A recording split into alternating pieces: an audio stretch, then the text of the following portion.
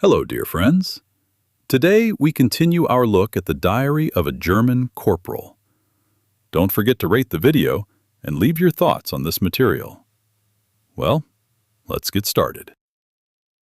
August 11th, 1941. I slung my rifle over my shoulder, tucked my pistol into my belt, put a hand grenade in my boot, and started heading back to the front line. I decided to take the shortest route, through the minefield. The most direct path was along the barn in the field. Needless to say, my comrades thought I was crazy, and the soldiers at the observation post thought the same.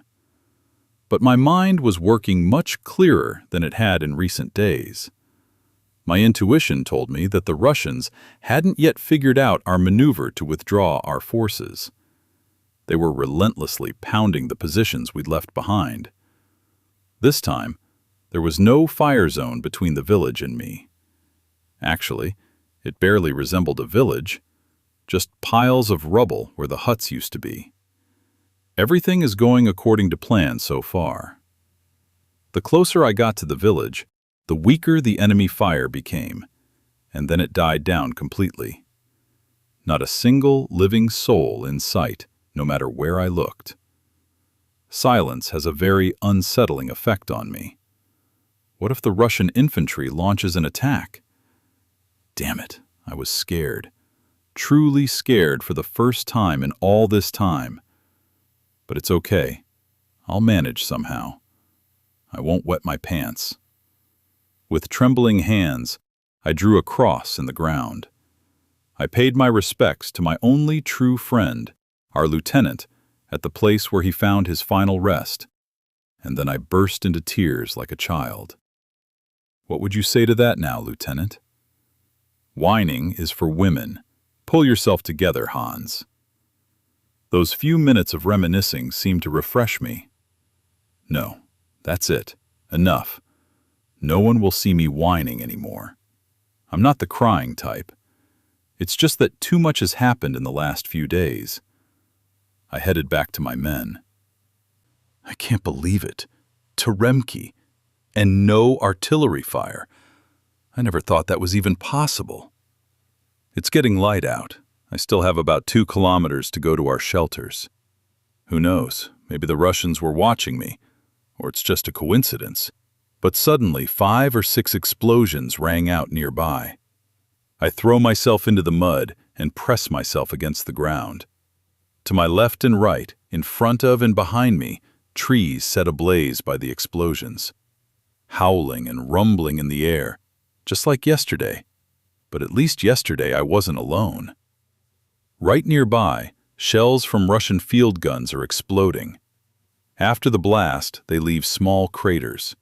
When they detonate, a huge amount of shrapnel destroys everything living around them. And then, a terrible blow. I try to get up, but I feel I can't. It's as if my left leg isn't there. It won't obey me. Damn it! There's a huge hole in my pants, and blood is gushing out of it. And my hands are covered in blood. Something strange is happening to my face, and blood is streaming down it. Probably just scratches, nothing more. But my leg. My damn leg.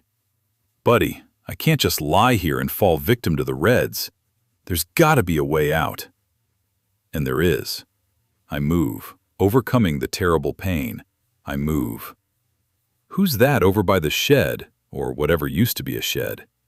Zepp, buddy! And on top of that, with his motorcycle. And then, everything goes dark, all at once. When I wake up, the first thing I hear from him is, "You bastard!" I'm so happy. I realize he called me that to hide his joy. What a guy. He sits me in the sidecar, and we speed off. And we don't stop until we reach Pochtovoye. There's swearing and laughter.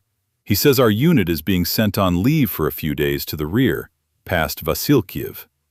And he advises me to pull myself together during those days while we're on leave. What a blockhead. You'd think everything was clear without even having to say a word. From somewhere under the sidecar, he pulls out the last precious bottle of vodka. so we have a little celebration in the morning. And as an added bonus, we watch a Messerschmitt shoot down one of the 24 Russian planes that have flown in. When Zepp called me a beast, I knew right away that from now on, he and I would be inseparable friends. I'm just indescribably happy. For a couple of hours, I even forgot the horrors of the past few days. August 12th. We arrived in Barakti. Our comrades are overjoyed. The commander himself silently shook my hand and looked me straight in the eyes. He kept looking at me like that for a long time, and the fact that he didn't say a word was the greatest gratitude for me. After that, they rebandaged me, which is a rather painful procedure. Then what I've been waiting for all these days happened.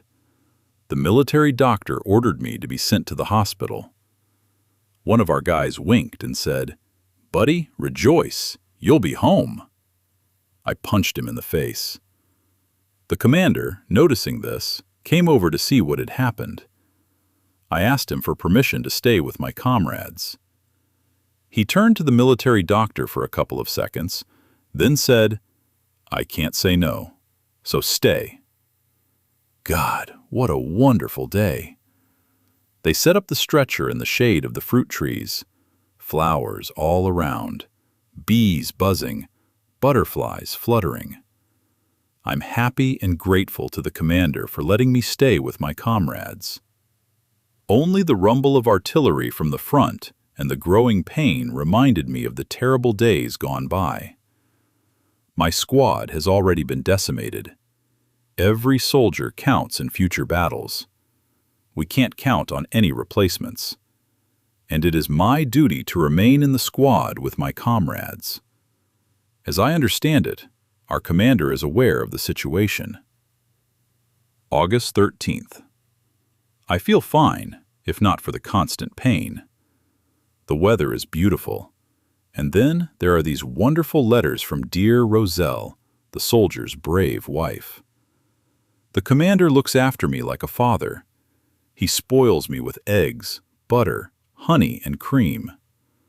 I mostly sleep it off, and that helps me forget, and we have plenty to forget.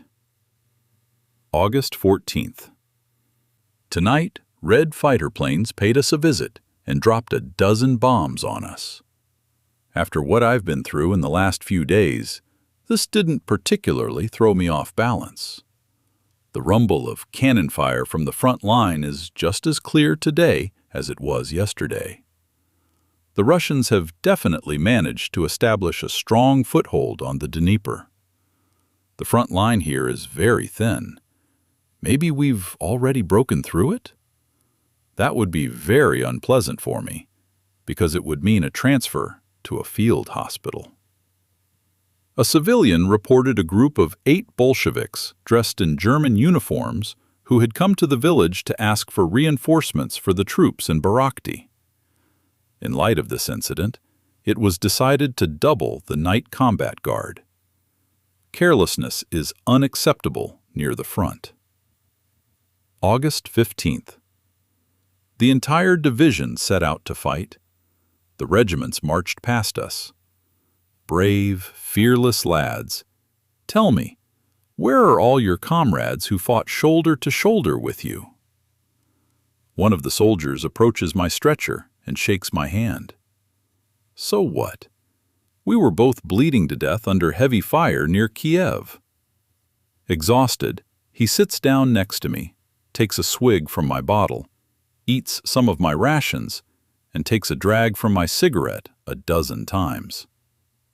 The number of casualties is gradually affecting us as well. There's almost no one left in the 531st Infantry Regiment. It's being reinforced with the remnants of the 528th and 529th. August 16th. The pain is starting to subside. Thank God, life is getting better. August 17th. 3 anti-tank gun crews are moving out to defend the village. We were informed that a group of soldiers and partisans had been spotted south of Kyiv. Apparently, The Russians are counting on breaking through our depleted front line and attacking us from the rear. Paratroopers have landed somewhere deep in our rear. Now we have to encircle the village in a defensive perimeter. August 18th. For the first time, I feel no pain. And for the first time, I get up from the stretcher. I need to try to stretch my legs. I find myself at the interrogation of captured partisans in a hollow. Scouts have arrested a whole group of them and are now questioning them. They are 3 young women, aged 18 to 20, and a boy of about 17. They all used to work at a textile factory, but then they lost their jobs. Their passports look far too new, and they have a bit too much money on them for ordinary workers. After a 2-hour interrogation, they admit they are partisans. They were led by a certain Major Friedman. Their mission is as follows: to link up with another group of partisans near Vasilkov on the night of August 19th. The second group is to deliver highly sensitive detonators. The girls were supposed to find out where the command posts are located here, in Barakti and in Vasilkov. And on August 20th, these command posts are to be blown up. We are seriously surprised. They were planning to attack us. We also learned something about the group's composition. They operate in mixed teams, young men and women, mostly students. Each group consists of no more than 5 people. Their tasks include destroying fuel and ammunition depots, bridges, and roads. In addition, they signal to the Air Force using prearranged codes. They kill, and I mean kill, because even the girls are trained in knife combat, combat guards, sentries, and messengers on motorcycles. To ensure success, they have an extensive communications network. When German units enter a settlement, experienced military personnel, mostly commissars in civilian clothes, remain there and pose as local peasants, while in reality, they direct the work of partisan groups. The partisans are in constant contact with these groups. What they were plotting behind our lines would have caused us a great deal of trouble, and for a long time. All 4 were taken away. 3 young, beautiful girls will now die. All of this was very unusual for us, seasoned frontline soldiers. These 3 pretty girls aroused my compassion, but my compassion could do little to change anything. They had been sentenced to be shot. I couldn't bear to watch that. I decided to walk away. Eventually, some time later, it felt like an eternity to me, the firing squad's volley reached my ears. No way. Fighting civilians isn't our thing. We fight on the front lines, and yet, for the rest of the day, all of us walked around as if we'd been doused with cold water. That's all for today. If you liked the video, please support it with a like and subscribe to the channel. Bye for now, everyone. See you next time.